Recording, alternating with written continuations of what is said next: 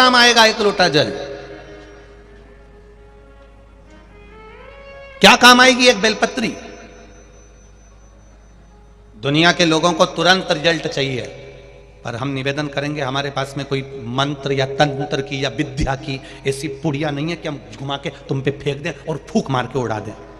सीहोर वाले महाराज को ना तंत्र आता है, ना मंत्र आता है, ना विद्या आती है, केवल उसको तो शिव की भक्ति है, शंकर का भजन है और शिव का स्मरण, उसके सिवा कुछ भी नहीं, कुछ भी नहीं।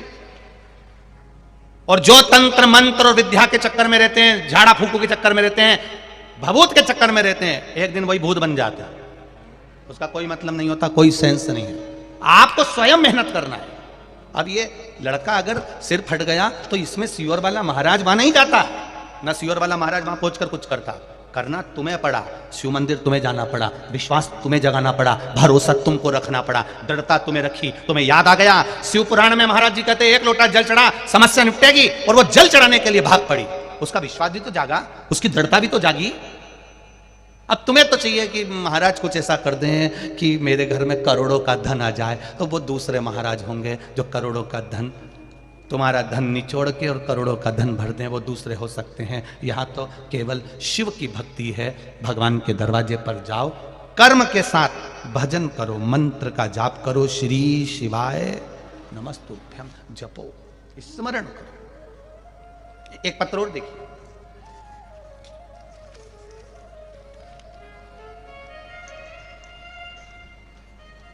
सावित्रीबाई साहू, ग्राम कोकड़ी, गोसरी, जिला बिलासपुर से आई हूं। कहीं बैठी हो तो हाथ हिलाइएगा, कहीं बैठी हो तो हाथ हिलाइएगा, जहां कहीं बैठी हो। सावित्रीबाई साहू, ग्राम कोकड़ी, गोसरी, जिला बिलासपुर से आई हूं। मेरी बाबा की कृपा ऐसी हुई है, सड़ चुकी है, उसमें पस पड़ना चालू हो गया। गुरुदेव, मैं हॉस्पिटल से डॉक्टर से दवाई लेकर आ गई। मैंने कहा 5 दिन के बाद में ऑपरेशन कराएंगे, और आने के बाद 5 दिन मेरे पास में थे। टीवी पर आपकी कथा सुनती थी, बस पहली बार जल चढ़ाने उसी दिन गई जब डॉक्टर ने मुझे कहा कि ये बच्चादानी निकालना पड़ेगी, पस पड़ चुका। पहली बार जल चढ़ाने गई, शिव जी को जल चढ़ाया, बाबा के शिवलिंग को स्पर्श कर कर कहा, बाबा तुझे संभालना है, मैं कहाँ जाऊंगी, किसको जानती हूं मैं, मेरा ऑपरेशन का बोल दिया है, आप हो तो संभाल लोगे। 1 लोटा जल चढ़ाया, वहीं बैठकर पी लिया, बेलपत्र लेके आई, खा लिया। 4 दिन तक लगातार ये करा। 5वें दिन वापिस जांच के लिए गई, तब डॉक्टर भी हैरान हो गए, रिपोर्ट बिल्कुल नॉर्मल आ चुकी थी और बच्चा लानी ठीक हो चुकी थी। ये शिव तत्व, ये शंकर और घड़ी।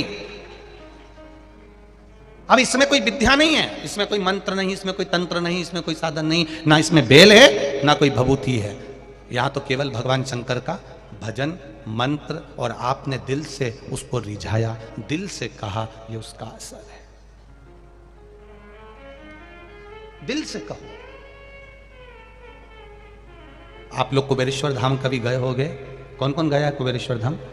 अच्छा, गए हो आप लोग? रखो, कभी जिंदगी में कुबेरेश्वर धाम जाना तो सीहोर स्टेशन से उतरकर जब आप कुबेरेश्वर धाम पर जाएंगे तो वहां पर आपको कोई तंत्र मंत्र विद्या नहीं दिखेगी।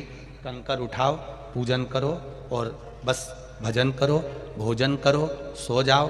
ना तो वहाँ पर कोई वीआईपी ट्रीटमेंट है, हॉल बना हुआ है, गद्दे मिलते हैं, रजाई मिलती है, कंबल मिलता है, बिछाओ, सो और भोजन करो, और आए हो तो सेवा करो, कंकर शंकर की पूजन कर लो, बस इतना, कुछ भी नहीं बाकी। और दिल से कहकर आते हो। आप में भी कई लोग ऐसे होंगे जो एक बार नहीं कम से कम 3 से 4 बार गए होंगे कुबेरेश्वर धाम पर। ऐसे कई लोग होंगे जो कम से कम 3 से 4 बार, ये देख लो माताएं हाथ हिला रही हैं, हम भी 2-3 बार हो जाए। कई लोग 3 से 4 बार गए होंगे बाबा के धाम में कि बाबा से हम विनती करके आए थे और बाबा ने हमारा कृपा करी, बाबा ने हमारी। तो ये दिल से आप जो कह रहे हो, आप विश्वास रखकर जो करोगे उसका फल मिलेगा, भजन का।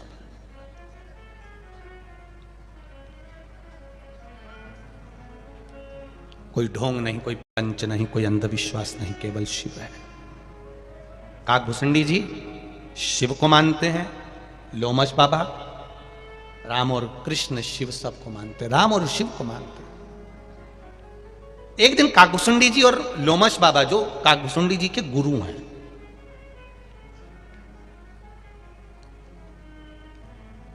काकभूषुंडी जी को गुस्सा आ गया कि मेरे गुरुजी तो राम जी का भी भजन करते हैं, शंकर जी का भी भजन करते हैं। देवों में देव महादेव। काकभूषुंडी जी ने कहा मैं तो केवल शिव जी का भजन करता हूं, बाकी का किसी का नहीं।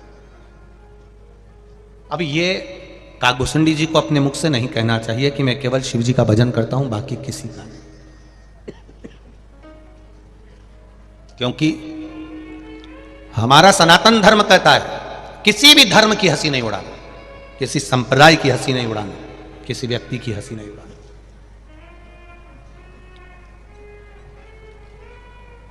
हम क्यों हंसी उड़ाएं किसी की?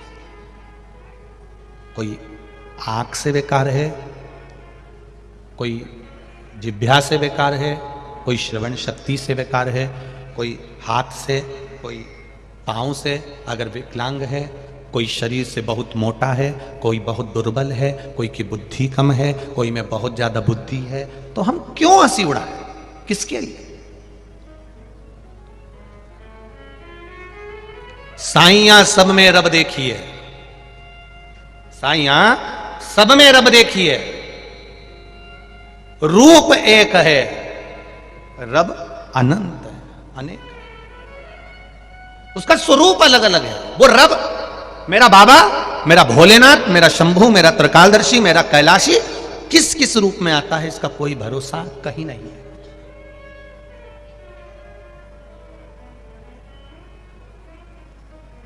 वो लाइन याद आती है, कभी प्यासे को पानी पिलाया नहीं। आगे सुना ना जरा छत्तीसगढ़ वाली जीजियो, बोलो रे जी जाऊं, तुम्हें याद है क्या? हाँ बोलिएगा। कभी प्यासे को पानी पिलाया नहीं, बाद अमृत पिलाने से क्या फायदा।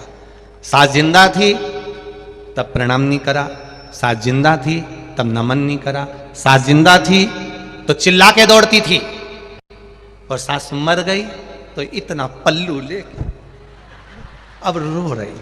अब वो मर गई और अब अर्थी पे पड़ी, तब सास के पास में खड़ी हो के रो रही। और फिर क्या कर रही? सब परिवार वालों ने बोला पांव पड़ ले, पांव। अब पांव के पांव छोड़ नहीं रही पांव। फिर गांव के दो चार लोग आए, उन्होंने उसको उठाया। क्या पता कौन से नाटक का सीरियल कर रही थी, भगवान जी ने अब उठाया, उधर लेके गए, फिर चिल्ला के मां, फिर पांव पकड़ लिया हमारी माता, हमारी सास। अब की बार जो जम के मारा, अर्थी पे सांस उठ के बैठ गई, बेटा मैं जिंदा हो गई वापिस। अरे अब ये आंसू आंसू पोंछ के अंदर चली गई, तुरंत डोकरी फिर जिंदा। 6 महीने बाद डोकरी फिर मर गई, मां फिर मर गई, बूढ़ी माता फिर मर गई। अब की बार ये नी रोई, वहीं खड़ी एक जगह, सिर पे पल्लू मल्लू लेके दरवाजे पे खड़ी, एक जैसी बस रो नहीं रही। सारे रिश्तेदारों ने पूछा तू रो क्यों नहीं रही है? बस परिक्रमा लगाई, पांव के पास नहीं जाऊंगी। एक बार पांव के पास गई थी, 6 महीना डोकरी फिर जिंदा हो गई थी बुढ़िया। अब की बार पांव के पास गई और 2-4 साल के लिए जिंदा हो गई तो मेरा पूरा प्लान फेल हो जाएगा, अब नहीं जाऊंगी। ये संसार माता। अब एक समय, एक अवस्था, एक समय की अवस्था होती है, वो व्यक्ति को बदलने का काम करती है। सास कितना भी प्रयास कर ले, बहू बदल जाए, गारंटी नहीं है, बिल्कुल नहीं बदलेगी। बदलेगी जब समय की अवस्था बदलेगी।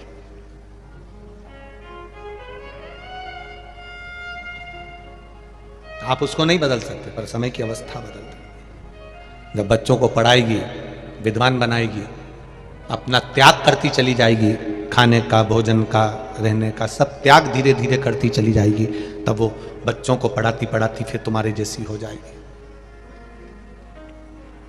एक बात आपसे पूछना चाहें, बेटे के पास ज्यादा दौलत होती है कि बाप के पास ज्यादा दौलत होती है? पिता के पास होती है ना दौलत। उसने बचपन में जब तुम छोटे से थे तब भी पिता के पास में 500 का नोट होता था, 1000 का नोट होता था, 50-100 रुपए उसके पास होते थे। पर अपने बेटे को, अपनी बेटी को पढ़ाने के चक्कर में, बढ़ाने के चक्कर में, उनके कपड़े अच्छे पहनाने के चक्कर में, उनको खाना अच्छा खिलाने के चक्कर में पिता की जेब में 500 का नोट भी है और भूख भी लग रही है ना, दुकान पे बैठकर ठेला चलाते समय अगर उसको भूख भी लग रही है वो नहीं खाता है, क्योंकि मेरे बच्चे को देना है, ट्यूशन का देना है, बिजली का देना है, गैस की टंकी का देना है, नहीं खाता।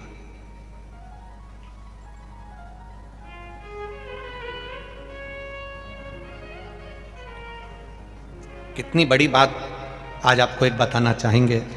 ये छत्तीसगढ़ की भूमि पर कथा बाच रहे हैं, दिल की बात कहना चाहेंगे। हमारे पिता जब चने का ठेला लगाते थे तो उस ठेले को घर से धकाकर हमारे पिताजी का आंख का ऑपरेशन हुआ था। तो उस समय तो बहुत बड़ी बात हो जाती थी आंख का ऑपरेशन होना। आजकल तो आंख का ऑपरेशन के बाद लोग काम कर लेते हैं, पर उस समय तो दोनों आंख के ऑपरेशन होना, मोतियाबिंद के, और फिर वो धक्का कर ले जाएं। हम जब स्कूल पढ़ते थे तो पापा का, पिताजी का चने का ठेला लेकर जब पान चौराहे पर जाते थे और पान चौराहे पर जब ठेला खड़ा करते थे तब भूख भी लगती थी पिता को। हम खुद देखते थे कि पिताजी को भूख लग रही है, तब चना भी उठाकर नहीं खाते थे। हम कई बार, हमारे बड़े भैया ने पूछा, पापा भूख लग रही है, आप चना खा लो, तो पिताजी का शब्द होता था, 2 रुपए का चना बिगड़ जाएगा, वो 2 रुपए आएंगे तो काम आएंगे। घर का चना भी ठेले का नहीं खाता था बाप, पिता पिता होता है,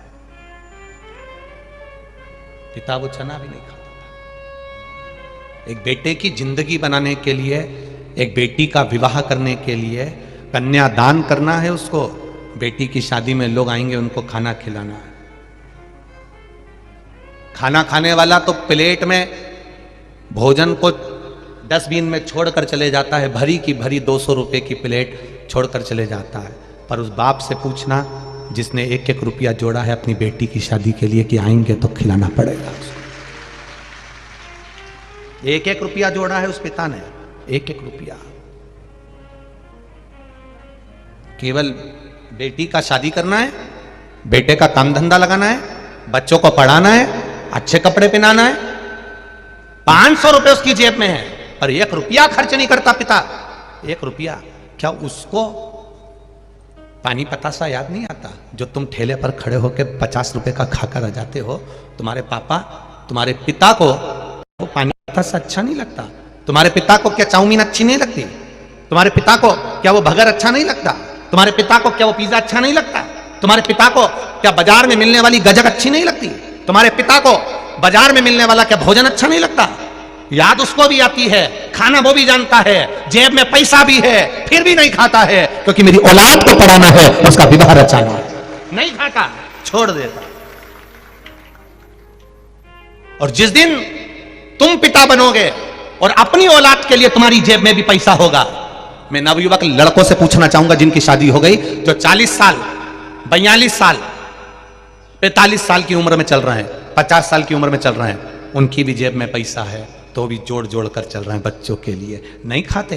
इन 45 साल वालों से, इन 50 साल वालों से पूछना, ऑफिस में काम कर रहे हैं, पुलिस की नौकरी, इसकी नौकरी, डॉक्टर की नौकरी, ये नौकरी, गवर्नमेंट की नौकरी कर रहे हैं, एक चाय भी पीते हैं तो 50 बार सोचते हैं कि चाय पिएंगे तो 10 रुपए कट जाएंगे। छुट्टी नहीं लेते गवर्नमेंट की, छुट्टी लेंगे तो पैसा कट जाएगा। किसके लिए? केवल अपने बच्चों के लिए। और बच्चे कहते हैं, पापा तुम एक प्लाट नहीं ले सके, तुम एक मकान नहीं ले सके? जरा उस बाप से पूछना जो कहता है मैंने 4-4 बच्चों का पेट भरा, उनकी शादी करी, उनका पालन पोषण करा, तुम लोगों के लिए करा, इसलिए मैं मकान नहीं बना पाया, प्लाट नहीं ले पाया, जमीन गाड़ी नहीं कर पाया, तुम्हारे लिए करा है। बाप जैसी दुनिया में कोई पूंजी नहीं हो सकती, पिता जैसी कोई दौलत नहीं हो सकती। जिंदा है तब तक लगता है तुमको कि तुमने कमाया है, चले जाएगा तब मालूम पड़ेगा कि ये सारी दौलत उसी की तो थी, उसी के आशीर्वाद की थी। आज सबसे बड़ी खुशी की एक बात कहना चाहूंगा, बड़ी खुशी की बात कहना चाहूंगा। लोग पूछते हैं शिव पुराण क्या देती है। हमारे पास जो पत्र आते हैं, हमारे पास में जो मैसेज आते हैं, हजारों लाखों पत्र और मैसेज रोज सीओर में आते हैं प्रतिदिन। खुशी इस बात की होती है कि नवयुवक लड़के, नवयुवक बेटियां, नवयुवक बेटे अब बूढ़े माता पिता के प्रति समर्पित होना चालू हो गए। लोग पूछते हैं शिवपुराण क्या देती है, हम कहते हैं उनका समर्पण बड़ा है, उनका त्याग बड़ा है, उनका प्रेम बड़ा है, उनकी वात्सल्यता बड़ी है, उनकी करुणा बड़ी है। जो बच्चे गलत मार्ग पर जा रहे थे वो वापिस थोड़ा ना थोड़ा अपने पिता का और मां का आदर करना सीख गए। माता पिता का आदर करना सीख गए।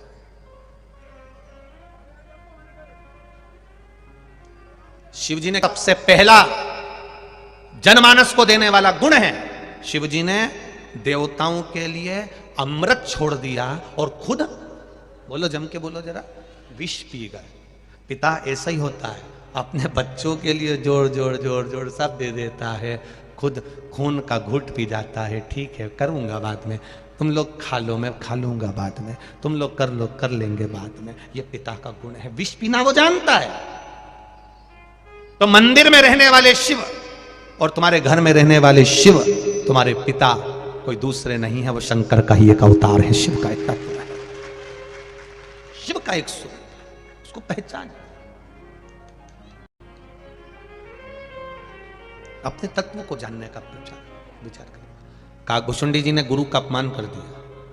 एक यज्ञ रखा काकभुसुंडी जी ने, और काकभुसुंडी जी ने एक यज्ञ रखा और उस यज्ञ में सबको बुलाया पर अपने गुरु जी को नहीं बुलाया, लोमश बाबा को नहीं बुलाया, क्योंकि वो राम जी की भी आराधना करते हैं, शिव जी की भी आराधना करते हैं। पर हमारा सनातन धर्म कहता है कोई किसी को भी माने। हमने आपसे भी कहा, आप राम जी को भजते हो राम को भजो, आप कृष्ण को भजते हो कृष्ण को भजो, शिव को भजते हो शिव को भजो, दत्त को भजते हो दत्त को भजो, तुम्हारी मर्जी पड़े जिसको भजो। पर कहीं अगर तुम्हें ज्ञान की कोई बात मिल रही हो, कोई सत मार्ग मिल रहा हो तो वहां जरूर जाना। ऐसा नहीं कि मैं राम वाला हूं शिव के मंदिर नहीं जाऊंगा, मैं शिव वाला हूं राम के मंदिर नहीं जाऊंगा। दुनिया के लोग तोड़ेंगे तुमको पर आप टूटना नहीं। गलत चीज कहीं मिले तो मत जाना, बिल्कुल मत जाओ, बिल्कुल मत जाइए। कुछ गलत मिल रहा है वहां नहीं जाना हमको, कुछ अच्छा मिल रहा है वहां जाना हमको।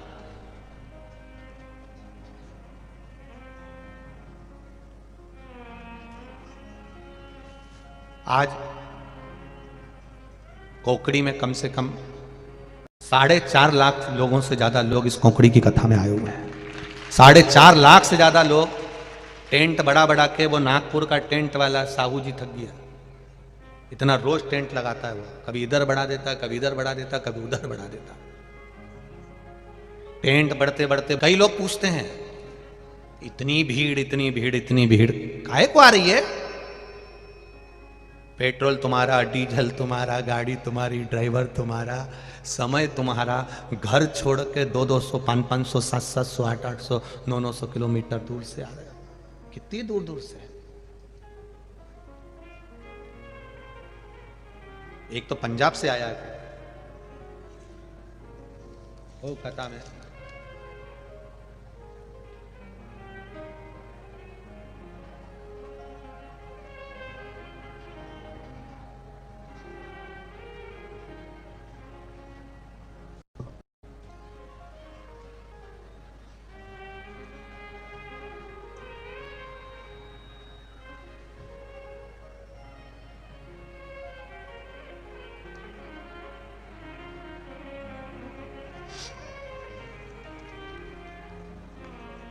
मेरा नाम दीपिका कल्याण है।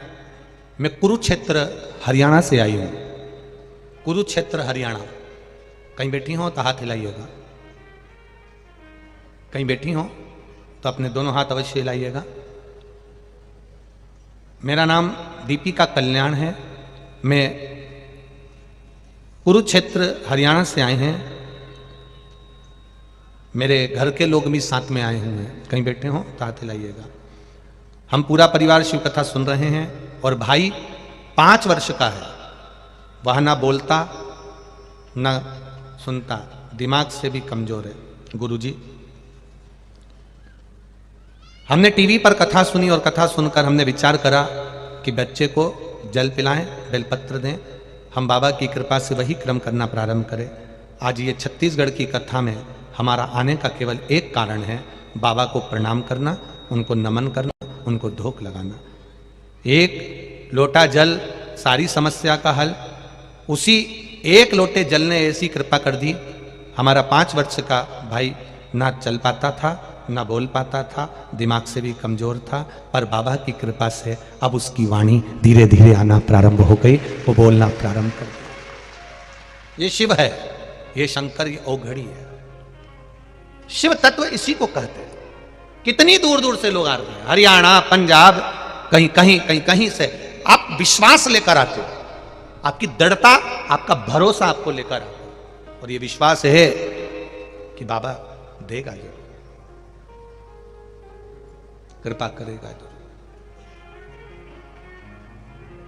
जो रचा, पर लोमश जी को नहीं बुलाया गया। लोमश बाबा को मालूम पड़ा कि मेरा चेला, मेरा शिष्य,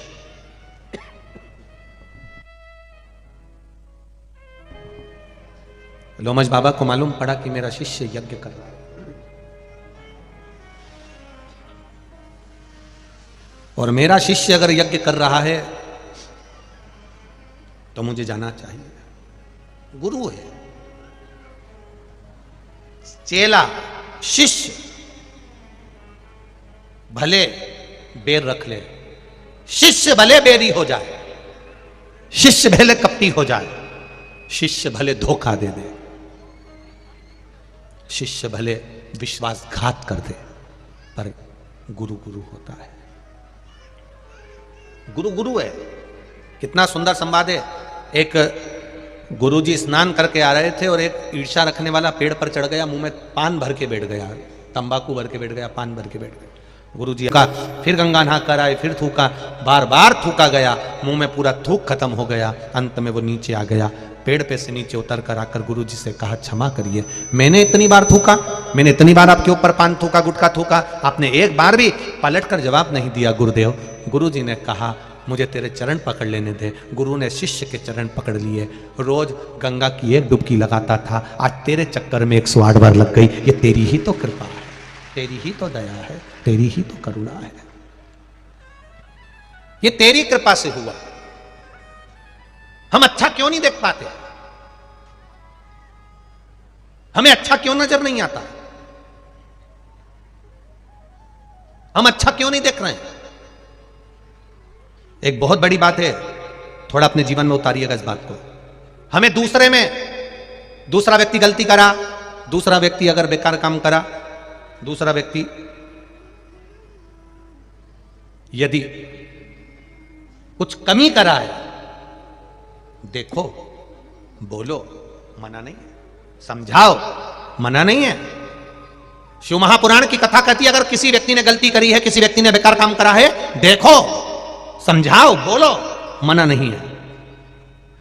उसमें कोई कमी है, बताओ कि तूने ये कमी रखी है, मना नहीं है बताने का कि तूने ये कमी कर दी।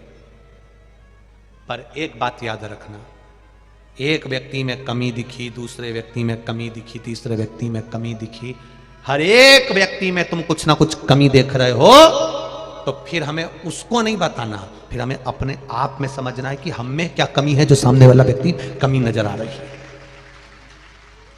एक व्यक्ति में कमी नजर आए तो समझ लेना कि आप मार्गदर्शक हो, आप समझा सकते हो, आप ज्ञानी हो। दो व्यक्ति में भी गलती नजर आ जाए तो समझ लेना आप मार्गदर्शक हो, आप समझा सकते हो, आप ज्ञानी हो। 3 व्यक्ति में भी गलती नजर आ जाए तो समझ लेना मार्गदर्शक हो, समझा सकते हो, ज्ञानी हो। पर हर व्यक्ति में गलती नजर आ जाए, ये भी संत बुरे, वो भी संत बुरे, ये भी बुरे, वो भी बुरे, ये भी कथाकार बुरे, वो भी कथाकार बुरे, ये भी बुरा, वो भी बुरा, प्रत्येक व्यक्ति अगर गंदा नजर आने लगे, हर एक व्यक्ति में गलतियां दिखने लगे, तब सामने वाला व्यक्ति गलत नहीं है, तुम गलत हो जो तुम्हें हर एक व्यक्ति गलत नजर आ रहा है। फिर अपने में गलती देखो। एक व्यक्ति में गलती निकलती चल जाता, दूसरे व्यक्ति में गलती निकलती चल जाता, तीसरे व्यक्ति में गलती निकलती चल जाता, पर तुमने तो धंधा बना रखा है हर एक की गलती छांटने का। तो समझ लेना कि तुम ज्ञानी नहीं हो, तुम विद्वान नहीं हो, तुम अज्ञानी हो। तुम में कुछ ऐसा सिम फिट कर दी भगवान ने, जो दूसरे की केवल बुराई ही देखता रहता है, कभी अच्छाई देखी ही नहीं उसने जिंदगी में। वो सिम अंदर से निकालो जो फिट करी है। वो सिम के कारण तुम नेटवर्क गलत हो रहा है। कभी कभी कोकड़ी में हमने पूछा, यहां आने से पहले कई लोग पूछते हैं तुम्हारे कोकड़ी में कौन सा नेटवर्क चलेगा, तो कहा साहब ये वाली कंपनी का चल जाएगा।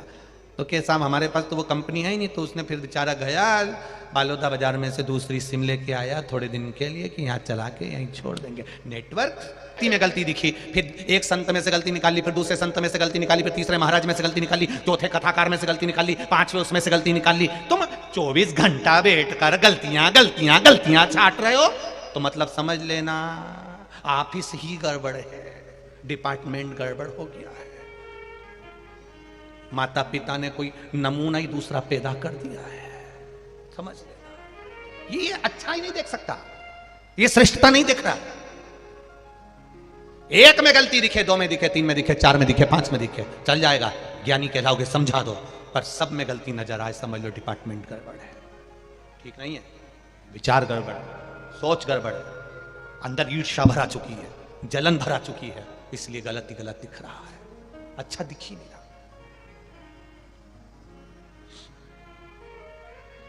अपने आप को समझाने का प्रयास करिएगा। उत्तरकांड श्री रामचरितमानस का ये संवाद अपनी जिंदगी में उतारिएगा। काकभसुंडी जी लोमश बाबा को नहीं बुलाए, चेल्या गुरु को नहीं बुलाया।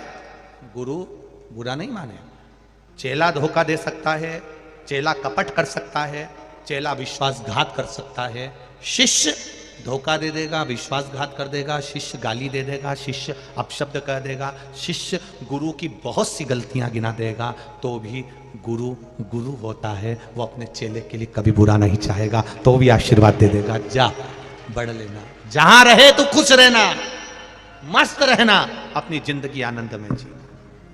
वो गुरु होता है, वो गुरु।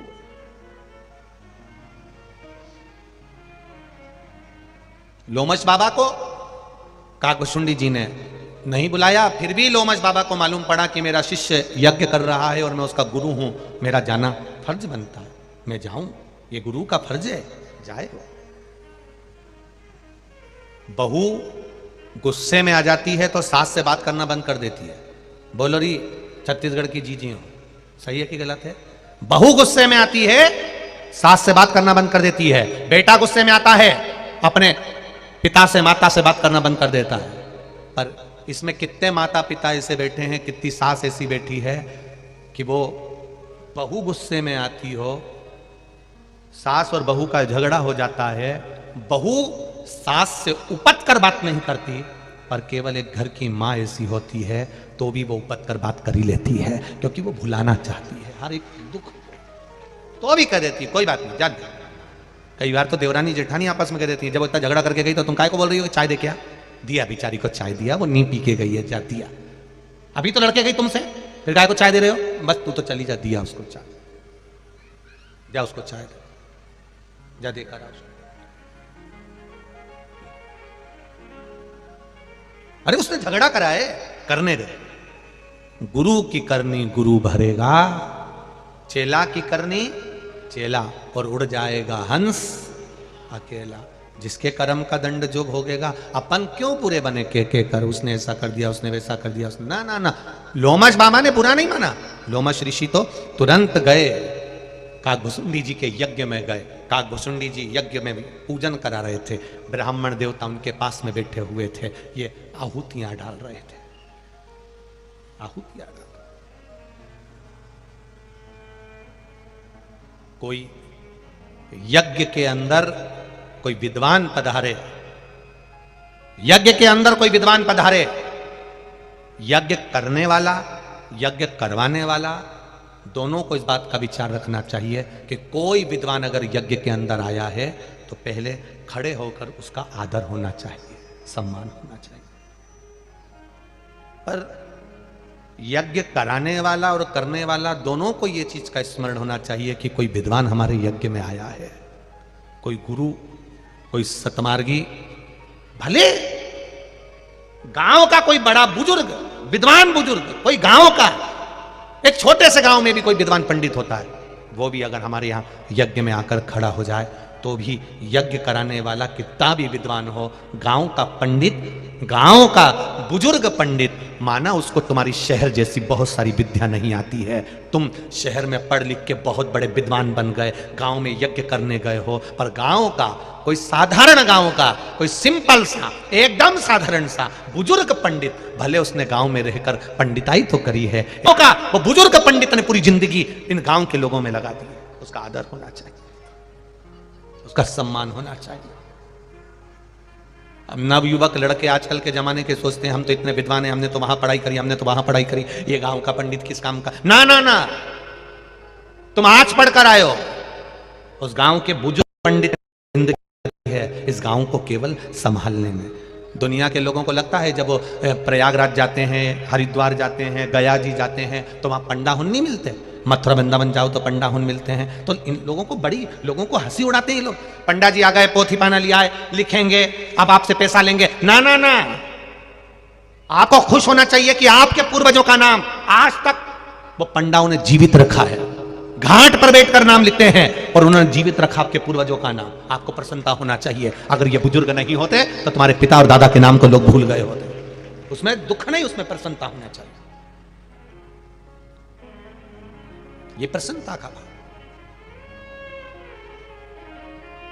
गुरु के दरवाजे पर जाओ तो कभी अहंकार रखकर मत जाओ, माता पिता के पास जाओ तो कभी अहंकार रखकर मत जाओ, कभी अभिमान रखकर मत जाओ, अभिमान से परे, अभिमत्ता से परे, अहम से परे जाओ।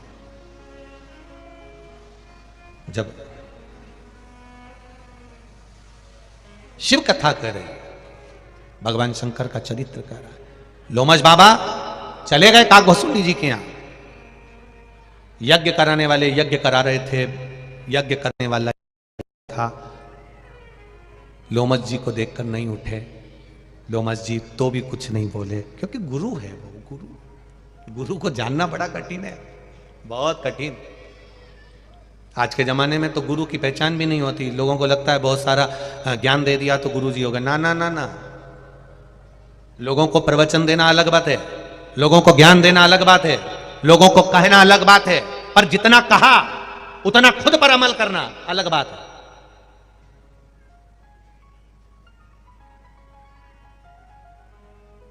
एक पंडित जी ने एक कथाकार थे, उन्होंने प्रवचन में कह दिया, उन्होंने कहा चतुर्मास चल रहा है, बैंगन नहीं खाना चाहिए। बैंगन को क्या बोलते हैं यहाँ पे? भटा। हाँ, तुम समझ गए ना, बस बाकी ठीक है। पंडित जी ने प्रवचन में कह दिया भटा नहीं खाना चाहिए, बैंगन नहीं खाना चाहिए, दोष। चतुर्मास में 4 महीना ना खा। अब पंडित जी प्रवचन देकर घर गए, पत्नी ने मूंग की दाल रोटी रख दी, पति ने मूंग की दाल रोटी जो देखी तो गुस्सा में लाल हो गया। बबू कल मैं भटा लाया था, तूने बनाया नहीं। पत्नी बोली तुम ही तो प्रवचन में बोले थे कि चतुर्मास में 4 महीना भटा नहीं खाना, तो मैंने नहीं बनाया। इतने में पति माथा ठोक कर बोला अरे ओ पगली, चौकी की कथा को चूल्हे तक क्यों लाई? मतलब कथा दूसरे के लिए हो सकती, खुद के लिए नहीं है। जितना प्रवचन में कहे एक प्रवचन करने वाला, जितना कथा कहने वाला कथा में कहता है, उतना खुद भी अमल करे, तब राष्ट्र सुधरने में देरी नहीं करेगी, राष्ट्र संवर जाएगा, राष्ट्र सुधर जाएगा। मेरे नामदेव जी, मेरे तुकाराम जी, नानक देव जी, बुद्ध जी, महावीर स्वामी, आदि आदि जितने भी रामकृष्ण परमहंस जी, चैतन्य महाप्रभु जी, मीराबाई, कर्माबाई, ये सब इन्होंने पहले अपने आप को संवारा है, फिर राष्ट्र को संवारा है। वीर शिवाजी, महाराणा प्रताप, इन्होंने अपने आप को संवारा, फिर राष्ट्र। हम क्या पहले राष्ट्र को संवारने का काम करते हैं। मेरा लड़का सुधर जाए, मेरा बेटा गलत जगह नहीं जाए, मेरा बेटा मदिरा नहीं पिए और बाप रात में टन्न होके आए, तो ये बताओ औलाद बिगड़ेगी कि नहीं बिगड़ेगी? हम सुधार रहे हैं, आशा हमने रखी है मेरा बेटा सही व्यवहार करे, हम कह रहे हैं, मेरी बहू ऐसी आना चाहिए है जो मेरे पांव पड़े, मेरी बहू ऐसी आना चाहिए जो मुझे प्रणाम करे, मेरी बहू ऐसी आना चाहिए जो मीठा बोले, मेरी बहू ऐसी आए जो इतना अच्छा भोजन बनाए, मेरी बहू आए तो मेरे जी हजूरी करे, मेरी बहू आए तो सब जगह आनंद हो। अब मेरी बहू आए तो पांव पड़े, मेरी बहू आए तो प्रणाम करे। तुम कितना अपनी सास को प्रणाम कर रही हो? तुम कितना अपने बड़ों का आदर कर रहे हो? तुम कितना अपने बड़ों का सत्कार कर रहे हो? जब तुम नहीं कर रहे तो वो जगदम्बा करेगी? अरे जाने दो, तुम्हें चंद्र घंटा बना के रख देगी, कुछ नहीं करने वाले। तुम करोगे तो होगा। हम सुधरेंगे, बोलो बोलो जम के बोलो, युग सुधरेगा। हम बदलेंगे, युग बदलेगा। कब बदलेगा? जब हम बदलेंगे। कब बदलोगे? नियम बनाओ कि हमें आज से बदलना, अभी से बदलना। और जब हम अभी से बदलेंगे, आज से बदलेंगे, तब युग बदलेगा। नहीं तो कहते कहते जिंदगी निकल जाएगी। बदलाना बदलना पड़ेगा। सियोर वाला महाराज थोड़ा बोलता बहुत आड़ा टेढ़ा है, और बोलते भी तभी हैं जब अपने ऊपर भी अमल करें। और आपको भी कहेंगे कि अपने ऊपर अमल करिए। अपने ऊपर पहले प्रभाव पड़ना चाहिए, तब। हम भी कॉलेज जाते थे, हम भी स्कूल जाते थे, हम भी पहनावा बदले हैं। हमने भी अपनी जिंदगी का सारा आनंद सुख जो था वो छोड़ा, ये परमात्मा की शरणागति ली। तब आप लोगों से कहा परमात्मा की शरणागति जाओ। इतने पत्र हैं, इन पत्रों में आप लोगों के मन में जिन्होंने शंकर भगवान को जल चढ़ाया, जिन्होंने शिव जी की आराधना करी, को क्या इन पत्रों में वर्णित है? तत्व को जानिए। लोमश बाबा पहुंच गए। कल कथा में कहा था, कोई आपको गाली दे, अपशब्द कहे, शंकर के भगत को, शिव के उपासक को, शंकर मंदिर जाने वाले को, शंकर की कथा सुनने वाले को, शंकर की कथा कहने वाले को, शिव तत्व को जानने वाले को, शंकर का गुणगान करने वाले को, शिव को एक लोटा जल चढ़ाने वाले को अगर कोई गाली देता है, शब्द ताने देता है, उसका जवाब शंकर के भगत को नहीं देना है, आपका जवाब महादेव देगा। और वो दिया।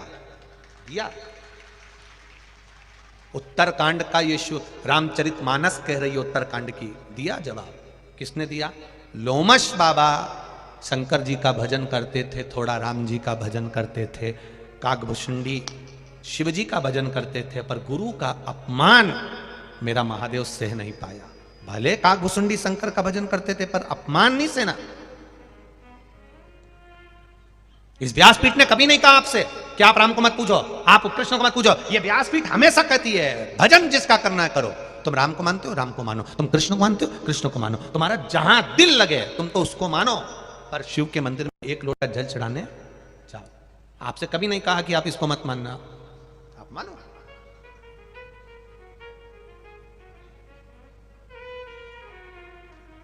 श्री शिवाय नमः। अब आई बारी, कल की कथा आज आई है। तुम्हें जवाब नहीं देना है, तुम खुश होना, तुम आनंदित होना, तुम प्रसन्न होना। जवाब देने के लिए वो बैठा है। एक कथा याद आती है, एक पति पत्नी मॉडर्न खूब डेंटिंग पेंटिंग करे हुए, लाइन खींची, डब्बा भरे हुए, इधर से नीली, इधर से थोड़ी सी ब्राउन ब्राउन। हमारे तो बाल भी नहीं तो लटका के बता देते हैं। ऐसी नीचे से, फिर इधर से, फिर तलम्बा सुरमा, और गले में एक नेकलेस, वो भी कला दबता हुआ। ऐसा लग रहा जैसे सुसाइड करने जा रही। आराम से ऐसी भयंकर। चलिए, पति के साथ में पर्स हिलाती हिलाती जा रही थी। पीछे की आवाज, या एलईडी, ध्यान रखिए।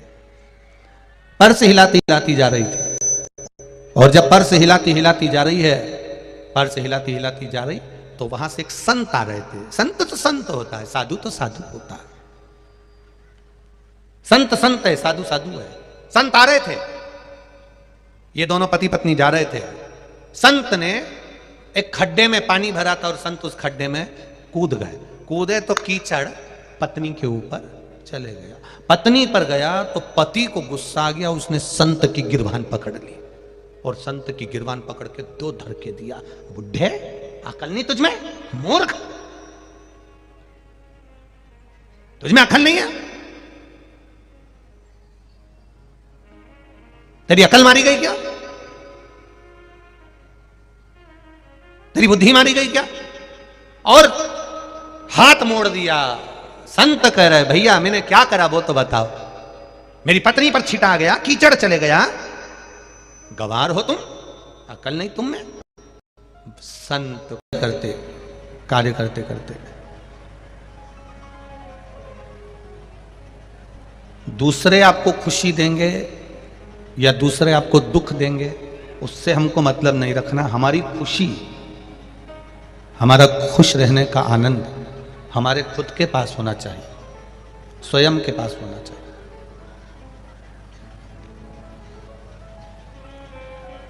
अपने लाइट का खटका, तो लाइट का जो खटका होता है, ऑन ऑफ होता है, लाइट जलती है, बंद होती है, पंखा चालू होता है, बंद होता है, ये लाइट का जो खटका है तुम अपने घर में लगाते हो अपने कमरे का कि दूसरे के घर में लगाते हो? अपने कमरे का खटका अपने कमरे में होना चाहिए। मां के कमरे में, पिताजी के कमरे में जो लाइट लगी है उसका खटका भी पिताजी के कमरे में होना चाहिए।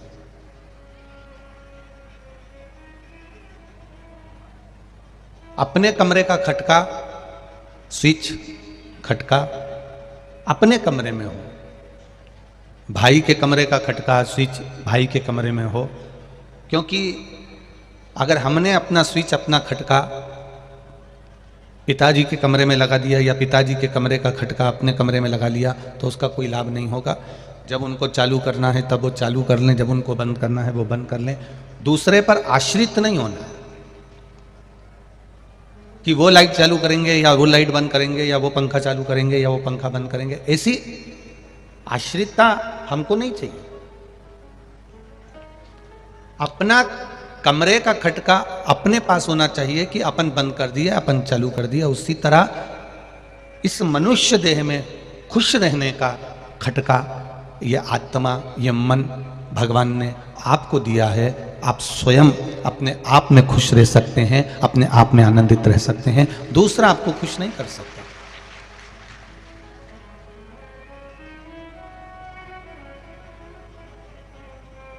अपने आप में अपने को आनंद में रहना पड़ेगा, अपने आप में अपन को खुश रहना पड़ेगा। पीछे का साउंड चेक करो, पीछे का साउंड बढ़ा दो, सबसे पीछे का साउंड बढ़ाइए। अपने आनंद में अपने को रहना है। और जब हम अपनी खुशी के साथ अपनी जिंदगी जीते हैं, अपने आनंद के साथ अपनी जिंदगी जीते हैं, तो उसका एक सुख ही दूसरा है, उसका एक आनंद ही दूसरा है। एक बात अपनी जिंदगी में उतार कर रखिएगा। इस आशुतोष शिव महापुराण की कथा में से अपन कथा सुन रहे हैं, तो अपनी जिंदगी में एक बात को उतार लो।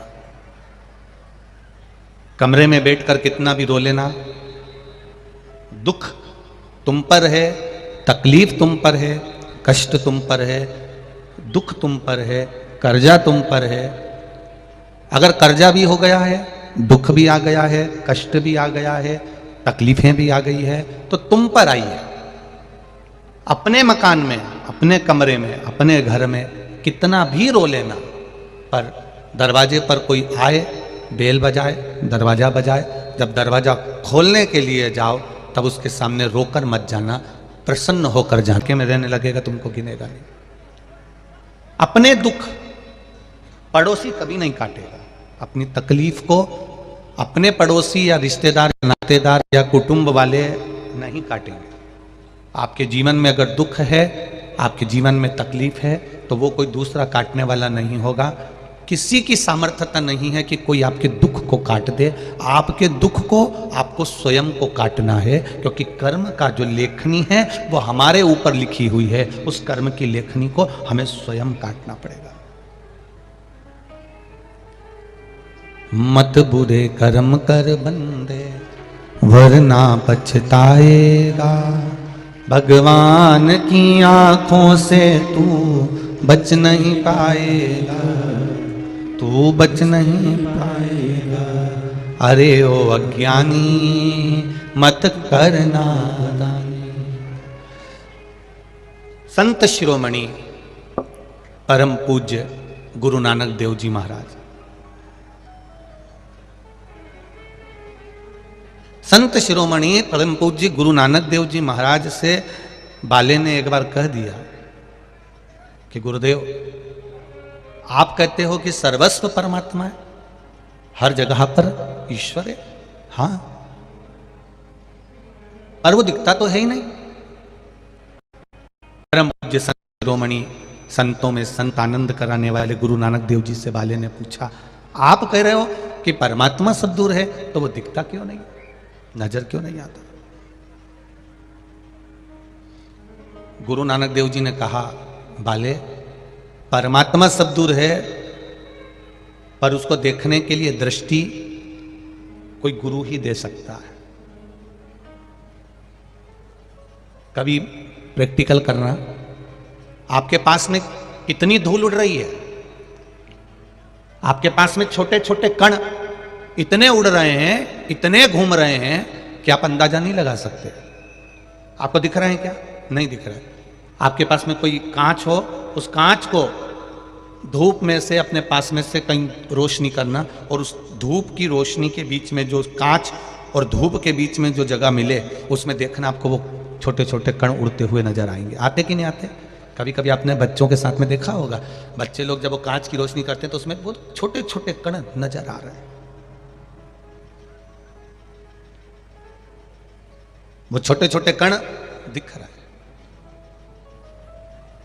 ये देखने के लिए आपको दर्पण की जरूरत पड़ी। परमात्मा को देखने के लिए, परमात्मा सर्वस्व विराजमान है, हर जगह जगह बैठा हुआ, हर चप्पे चप्पे में है, हर पशु पक्षी जीव में परमात्मा बसा हुआ है। इसको देखने के लिए आपको गुरु जो नेत्र देगा, जो दर्पण देगा, उस नेत्र की जरूरत पड़ती है। और वो नेत्र बाले को संत शिरोमणि श्री गुरु नानक देव जी ने दिया। बाले को अभी भी विश्वास नहीं हुआ, तो गुरु नानक देव जी ने कहा, ये कबूतर ले जा, इस कबूतर को लेके जा, कहीं ऐसी जगह पर इसको समाप्त करना जहां कोई इसको ना देखे। बाले कबूतर लेकर गया, जंगल में पहुंचा, वहां पर उस कबूतर को मारने वाला था। इतने में उसको लगा कि वृक्ष देख रहे होंगे, कोई देख रहा है, तो वहां से आगे गया तो कहा पक्षी देख रहे होंगे, और आगे गया तो सोचा आसमान देख रहा है, और आगे गया तो कहा जल देख रहा है। बाले उस कबूतर को वापस लेकर आ गया। गुरु नानक देव जी से कहा, गुरुवर आप सत्य कहते हो, कण कण में परमात्मा समाया हुआ है, वो सर्वस्व है, क्योंकि दृष्टि से वो नजर आ गया। उस बाले की दृष्टि में गुरु की दृष्टि समा गई थी, गुरु नानक देव जी की दृष्टि समा गई थी, तो उसको सब में एक नजर आ रहा था, सब में परमात्मा नजर आ रहा था, सब में ईश्वर नजर आ रहा था। अकेले रो लोगे ना, चल जाएगा। कर्जा हो गया, तकलीफ आ गई, कष्ट आ गया, बीमारी आ गई, रोग आ गया, कोई दुख आ गया, आप खुद उसको भोगोगे और खुद उस दुख को समाप्त कर सकते हो। किसी दूसरे की सामर्थ्यता नहीं है कि वो तुम्हारे दुख को समाप्त कर दे। कोई दूसरा तुम्हारे दुख को समाप्त नहीं करेगा। हम कह दें कि कोई आपसे कह दे कि सियोर वाला महाराज दुख को समाप्त कर देगा, तो मत मानना। दुनिया में कोई ऐसा महाराज नहीं जो तुम्हारे दुख को समाप्त कर दे। अगर कोई ढोंग करे, प्रपंच करे, छल करे, तो वो उनका वो जाने, पर किसी की सामर्थ्यता नहीं है कि कोई तुम्हारे दुख को समाप्त कर दे। तुम्हारे दुख को तुम्हें स्वयं समाप्त करना पड़ेगा। जब हम अपने कर्म को करते करते करते करते भगवान को समर्पित होकर करेंगे, तो भगवान उस कर्म का फल देना प्रारंभ करेगा, और फिर धीरे धीरे दुख कटना प्रारंभ हो जाएगा। किसी की सामर्थ्यता नहीं। और ये ढोंग प्रपंच में फंसना भी मत, अंधविश्वास में जाना भी मत। किसी ढोंग प्रपंच और अंधविश्वास की ओर मत जाना। कोई कह दे तुमसे कि मैं तुम्हारा दुख काट दूंगा, कोई कह दे मैं तुम्हारी तकलीफ काट दूंगा, कोई कह दे मैं तुम्हारे लिए ऐसा कर दूंगा, और कहीं का ऐसा संत मिल जाए या कहीं का ऐसा बाबा जोगी मिल जाए या कहीं का ऐसा व्यक्ति मिल जाए जो तुम्हें गड़ा हुआ हंडा निकाल के दे दे, धन निकाल के दे दे, और उसकी चक्कर में मत आ जाना, नहीं तो तुम्हारा रखा रखाया धन भी उसके चक्कर में पूरा समाप्त हो जाएगा। कर्म प्रथम है। गुरु नानक देव जी ने वे कर्म की प्रधानता बताई, भगवान कृष्ण ने कर्म की प्रधानता बताई, महावीर स्वामी ने कर्म की प्रधानता बताई, गौतम बुद्ध ने कर्म की प्रधानता बताई, हमारे राम जी ने कर्म की प्रधानता बताई, यहां तक मेरे शंकर भगवान भी नित्य प्रति कहते हैं कर्म करोगे तो फल मिलेगा जरूर। आप कर्म करिए, उस कर्म से पीछे मत हटो। जब कर्म की ओर अग्रण्य बढ़ते चले जाओगे तो सुख मिल जाएगा। कोई तुमसे कह दे कि तुम यहां बैठ जाओ, मैं तुम्हारे लिए ये कर दूंगा, तुम्हारे लिए वो कर दूंगा, नहीं नहीं, श्रीमद् भागवत कथा को अच्छे से सुनो, श्रीमद् भागवत कथा को अच्छे से सुनिए। उस भागवत कथा में क्या लिखा है? राजा परीक्षित को श्राप लग गया 7 दिन मरने का। 7वें दिन राजा परीक्षित को मरना है, और राजा परीक्षित 7वें दिन मरने वाले थे, और चलते चलते चलते चलते उनको 350 ऋषि मिले। कोई ने कहा हम ये करवाएंगे, कोई ने कहा हम ये करवाएंगे, कोई ने कहा हम ये करवाएंगे, हम तुझे बचा लेंगे, हम ये कर देंगे, हम वो कर देंगे। पर राजा परीक्षित किसी के चक्कर में नहीं आया। तब आखिरी में 350 ऋषि के बाद में 351वें नंबर के ऋषि मिले, श्री सुखदेव जी महाराज। उनने ये नहीं कहा कि राजन मैं तुझे बचा लूंगा, उन्होंने ये नहीं कहा कि तू बच जाएगा, तुझे श्राप लगा है, तू मरेगा, 7वें दिन ही मरेगा, ये पक्का है। पर इतना जरूर कह सकता हूं कि तू अगर 7 दिन बैठकर मेरे पास सत्संग कर लेगा, कथा सुन लेगा, भजन कर लेगा, तो 7 दिन तू भगवान की भक्ति में डूब जाएगा, तो ये पक्का है कि तुझे सांप भी डसेगा तो दर्द नहीं होएगा, भय नहीं होगा, तकलीफ नहीं होगी, कष्ट नहीं। सुखदेव जी ने यह नहीं कहा कि मैं 7 दिन में तुझे बचा लूंगा। 350 जितने मिले थे उन्होंने कहा था मैं तुझसे ये यज्ञ कराऊं, मैं तुझसे अनुष्ठान करवाऊं, मैं तुझसे ये करवाऊं, मैं तुझसे वो करवाऊं, मैं तुझसे ये करवाऊं, तुझे बचा लूंगा। पर सुखदेव जी ने कहा मृत्यु अगर आ गई है तो 7 ताले में भी बंद हो जाएगा, तो भी तुझे मरना तो पड़ेगा, पक्का है।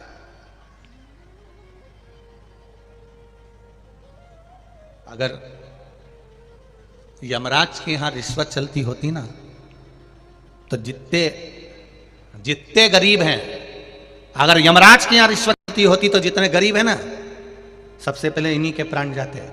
क्यों? पैसे वाले 50 लाख रुपए उसकी अटैची भर के यमराज को दे देते और कह देते उसको उठाकर ले जा ले जा उसको उठाकर। धनपति कभी मरता ही नहीं, करोड़पति कभी मरता ही नहीं, वैभवपति कभी मरता ही नहीं, सत्तापति कभी मरता ही नहीं।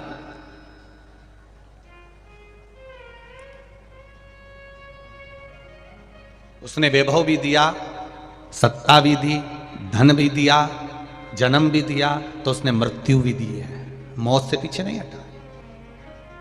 भारत के कितने बड़े बड़े संत हुए, कितने बड़े बड़े साधु हुए, कितने बड़े बड़े तपस्वी हुए, और भारत में कितने बड़े बड़े वीर हुए, भारत में कितने बड़े बड़े योद्धा हुए, क्या वो नहीं मरे? मृत्यु तो आई। धन इकट्ठा कर लेते और कह देते यमराज तू लेकर चले जा, मैं नहीं मर रहा।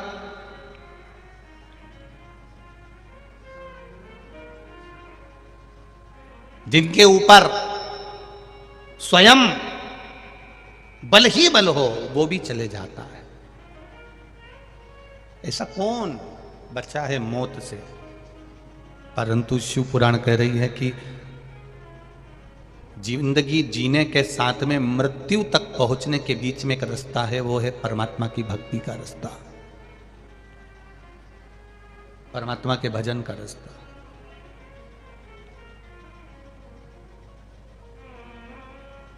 एक पैसे वाला व्यक्ति मरता है, कोई करोड़पति व्यक्ति मरता है, कोई धनपति व्यक्ति मरता है, तो मरने के बाद उसका स्टेचू, उसका पुतला कभी चौराहे पर नहीं लगता। बोलो रे जम के लगा। कोई करोड़पति मर गया, धनपति मर गया, कोई वैभवपति मर गया, खूब पैसा उसने कमाया, और उसका पुतला, हाँ कोई लालच में लगा दे चौराहे पे तो बात दूसरी है। धनपति का पुतला कभी चौराहे पर नहीं लगता। पुतला चौराहे पर उसी का लगता है, भले उसके पास में पैसा नहीं था तो भी जंगल में रहकर छोटी छोटी बच्चियों को, गरीब बेटों को, गरीब बेटियों को, साधारण परिवार को अपने पैसे से छोटा सा स्कूल का निर्माण करा, बच्चों को पढ़ाना चालू करा। 10 बच्चों को पढ़ाकर उसने इंजीनियर बना दिया, 50 बच्चों को पढ़ाकर डॉक्टर बना दिया। धनपति ने खुद की तिजोरी भरी है, और एक संत स्वभावी साधारण से साधारण व्यक्ति जब किसी दूसरे के प्रति परमार्थ का कार्य करता है तो चौराहे पर पुतला उसका लगा दिया जाता है कि इसने हमारे राज्य में, हमारे नगर में, हमारे क्षेत्र में एक अच्छा काम किया, कोई श्रेष्ठ कर्म किया, कोई अच्छा कार्य किया।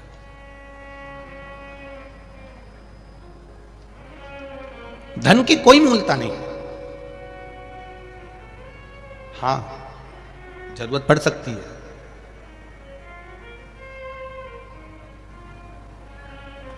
पर वो जरूरत पड़ने पर दुनिया का कोई व्यक्ति आपको अपनी तिजोरी का माल नहीं देगा।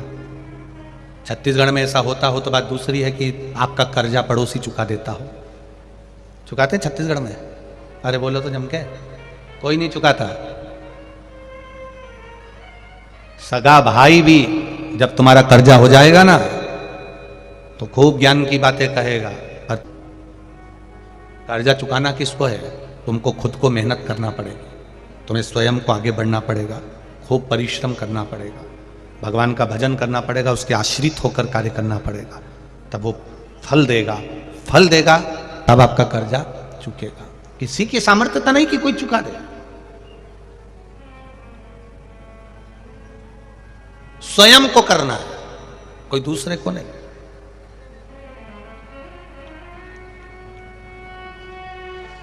हमारे कर्म का भोग अगर ऐसा होता कि आपके कर्म का भोग दूसरा भोग लेता तो सबसे पहले राम जी महाराज की कथा ही नहीं आती।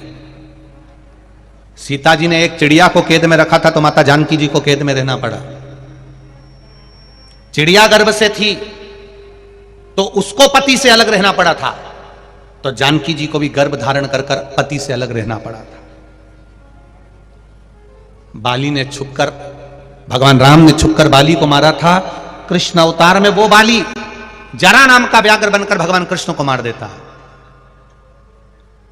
ये कर्म का खेल है जो आपको खेलना है। अगर आज आपको बहुत अच्छा भोजन मिल रहा है, घर में सोने के लिए डनलप का गद्दा मिल रहा है, कमरा मिल रहा है, मकान मिल रहा है, सुख मिल रहा है, कुछ अच्छा प्राप्त हो रहा है, तो ये आपके कर्म के अनुसार प्राप्त हो रहा है।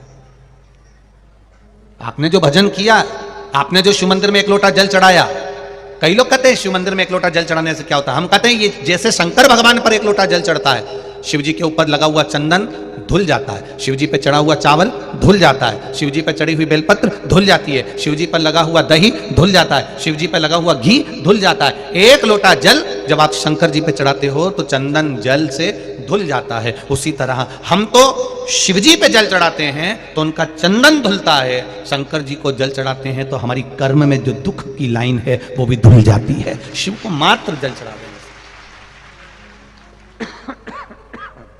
केवल जल समर्पित कर दो।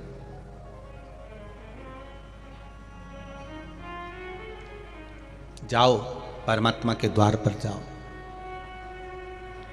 हम कभी नहीं कहेंगे कि तुम अपनी दुकान छोड़ दो, खूब कमाना, जितनी शरीर की कैपेसिटी है ना उतना कमाना। प्रतिदिन मोबाइल खोलोगे ना, आय बढ़ाने का साधन मोबाइल पर बता दिया जाता है। बोलो सही है कि गलत है? ना उस वक्त लड़के लड़कियां जानते हैं, बेटे जानते हैं।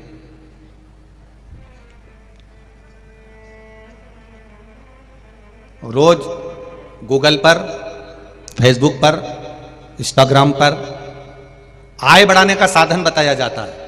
प्रतिदिन आप खोलोगे उसमें लिखा हुआ आ जाएगा कि वहां की एक लड़की ने 1 करोड़ रुपए कमाए, कमाने का तरीका हमारे पास है।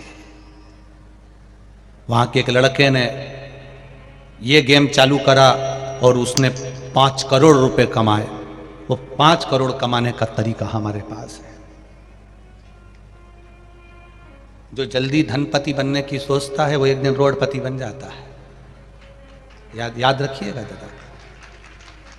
हमारे पास फेसबुक खोलोगे, इंस्टाग्राम खोलोगे, यूट्यूब खोलोगे, गूगल खोलोगे, व्हाट्सएप खोलोगे, उसमें कमाने का तरीका, आय बढ़ाने का तरीका तो दुनिया के लोग बता देते हैं, पर किसी दुनिया के लोगों से पूछना साहब, आय तो बढ़ रही है पर आय के साथ में हमारी उम्र बढ़ती चली जा रही है, इस उम्र को रोक दिया जाए और आय बढ़ाई जाए, कोई तरीका हो तो बता देना। वो तरीका वो गूगल और व्हाट्सएप और फेसबुक और इंस्टाग्राम पे नहीं मिलेगा। आय के साथ में उम्र बढ़ रही है, तो ऐसी आय बढ़ने से कौन सा मतलब है? 24 घंटा दुकान पे बैठकर कमा रहा है। काले बाल थे, सफेद हो गए। मुंडा में सोफा सेट था, पूरा सोफा सेट निकल गया। 2 एक सोफे के हत्ते रह गए, वो हाथ रखने के 2 एक रह गए, एक इधर, सब निकल गया। खिड़कियां खराब हो गई, अब उस पे चश्मा लगाया है। 2 तरह का है, नीचे से देखो तो दूर का, ऊपर से देखो तो पास का। 2 तरह का है। ये दरवाजा भी खराब हो गया, 25 बार कहना पड़ता है तब कुछ सुनाई देता है। बड़ा कठिन है। अब पहले 2000 रुपए कमाते थे, 5000 रुपए कमाते थे, 10,000 रुपए कमाते थे।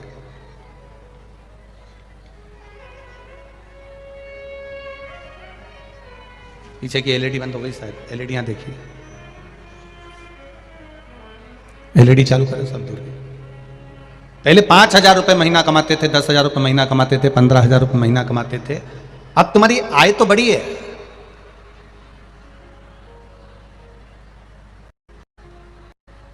अब तुम्हारी आय बढ़ी है। ऐसा नहीं कि आय नहीं बढ़ी है, आय तो बढ़ी। पीछे के बक्से चालू कर, एलईडी बंद है, एलईडियां चालू करिए। तो ऐसा नहीं कि आय नहीं बढ़ी है, आय तो बढ़ी, पर आय के साथ में तुम्हारी उम्र जो है, अवस्था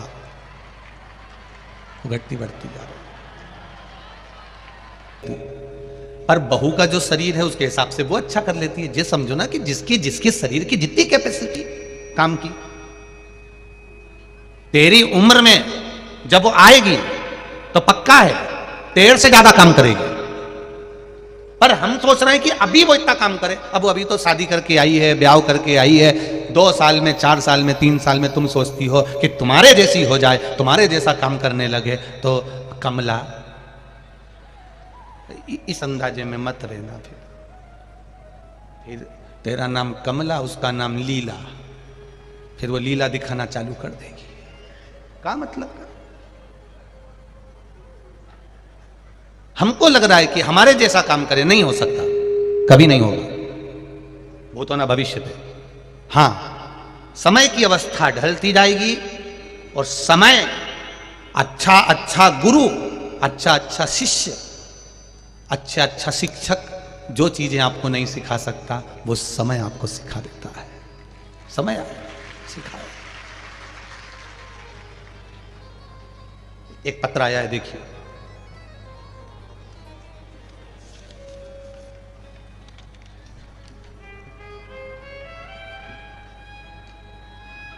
गीता साहू कवर्धा, जिला कबीरधाम, छत्तीसगढ़ से आई हैं। कहीं बैठी हो तो हाथ हिलाइएगा। कहीं बैठी आप ही हैं? दोनों हाथ हिला दो एक बार। श्री शिवाय नमस्तुभ्यम। पहले तो आपको फोटो दिखा दें जो कोमा में पड़ा है उस व्यक्ति का, जो वेंटिलेटर पर पड़ा हुआ है, कोमा में गया, वेंटिलेटर पर पड़ा रहा। जो वर्तमान का फोटो था, लड़का ऐसा था, इसको भी आप देख लें, उसका वर्तमान का फोटो।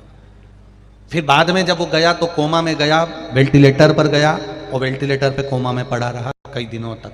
उसके बाद फिर ठीक हुआ तो ये फोटो आया। ये 3 फोटो हैं उसका। पहले स्वस्थ था, फिर कोमा में गया, वेंटिलेटर पर, फिर आया। अब पत्र का स्मरण करें। मैं गीता साहू, कवर्धा जिला, कबीरधाम, छत्तीसगढ़ सापर की ओर से गुरुदेव भोलेनाथ जी को नमन प्रणाम। मेरे पति श्री भागीरथी साहू छत्तीसगढ़ पुलिस विभाग में हवलदार के पद पर हैं। मेरी पैतृक गांव चंपावन चंपेश्वर महादेव की मूल निवासी हूँ। मेरी 2 लड़की पूजा साहू और मीनाक्षी साहू एवं एक लड़का गजेंद्र साहू है। शिव जी की महिमा का क्या बखान करूं गुरुदेव। मेरा लड़का जिसका फोटो मैंने बताया है 2018 में नीट का कोचिंग करने दुर्ग गया था। दोस्तों के साथ मोटरसाइकिल में एक्सीडेंट हो गया। दोस्तों ने उसका एक्सीडेंट हुआ, किसी को भी नहीं बताया। 2 दिन के बाद अस्पताल बिलासपुर से में भर्ती किया तब डॉक्टर साहब द्वारा फोन पर बताया गया कि आपका लड़का कोमा में चले गया है और वेंटिलेटर पर पड़ा हुआ है। तब हम लोग पहुंचे, जिसका हमने फोटो लगाया। हमें नहीं मालूम था गुरुदेव कि वो कोमा में चले गया, वेंटिलेटर पर पड़ा है। उसके दोस्तों तक ने फोन कर कर नहीं बताया कि तुम्हारे लड़के का ये हाल हो गया। गुरुदेव, हम जब हॉस्पिटल में पहुंचे तो बेटा इस अवस्था में पड़ा हुआ था जिसका फोटो लगाया गया, और डॉक्टर कह रहे थे कि वेंटिलेटर पर हम 21 दिन रखेंगे, उसकी भी कोई जवाबदारी नहीं है, श्वास की कोई जवाबदारी नहीं है, इसके बाद हम आपको शरीर, ये बॉडी वापस दे देंगे। 21 दिन तक वेंटिलेटर पर रखने का बोला। तब हम प्रतिदिन शिव भगवान का भजन कथा सुनते थे, पर कभी शिवालय नहीं गए, कभी मंदिर में जाकर जल चढ़ाने का ऐसा विचार नहीं आया। सब बाबा ने सुख दिया तो हम सोचते थे बाबा की भक्ति है, बस कथा सुन लेते। पर उस दिन मालूम पड़ा कि 1 लोटा जल का क्या क्रम होता है गुरुदेव। डॉक्टर ने 21 दिन कोमा में वेंटिलेटर पर रखने का बोला था। हम जल का पात्र लेकर, मेरी बेटियां, हम सब शिव मंदिर में जाते हैं, जल चढ़ाते हैं, थोड़ा सा पानी लाकर बेटे के शरीर पर लगा देते हैं। गुरुदेव, बाबा की कृपा ऐसी हुई कि वो धीरे धीरे 21 दिन तो दूर, 3 दिन के अंदर बेटे का शरीर काम करना प्रारंभ कर दिया। शिव तत्व है, शंकर की उदारता, दया। बेटा ठीक हो गया, धीरे धीरे उसको वेंटिलेटर से हटा दिया। अब बेटे का ये फोटो है जो कि वो स्वयं अपना काम कर लेता है। डॉक्टर ने कहा था इसके सिर में इतनी चोटें आई हैं, आप चोट का दर्शन करेंगे तो पूरा सिर फटा हुआ है, इसकी याददाश्त चली जाएगी, इसको कुछ याद नहीं रहेगा, इसका दिमाग काम नहीं करेगा। पर गुरुदेव, बाबा की कृपा ऐसी है, भोलेनाथ जी की उस बेलपत्री और जल ने मेरे बेटे को जैसा पहला था वैसा कि वैसा ही लाकर खड़ा कर दिया। याददाश्त भी है, पढ़ भी रहा है और पढ़ाई भी कर रहा है। बैठो बहन, श्री शिवाय नमस्ते, बैठिए। शिव तत्व फोटो आप भी देख लीजिए, जो लोग आके बैठे। पहला फोटो जो कोमा में पड़ा हुआ है, वेंटिलेटर पर पड़ा हुआ, और दूसरा फोटो, सबसे पहला फोटो लड़का ऐसा था, फिर ऐसा हो गया, फिर इसके बाद में टांके लगे जब सिर के, तब जाकर ठीक होकर अब घर पर आया है। शिव तत्व, भगवान शंकर की उदारता, करुणा, यही होगी।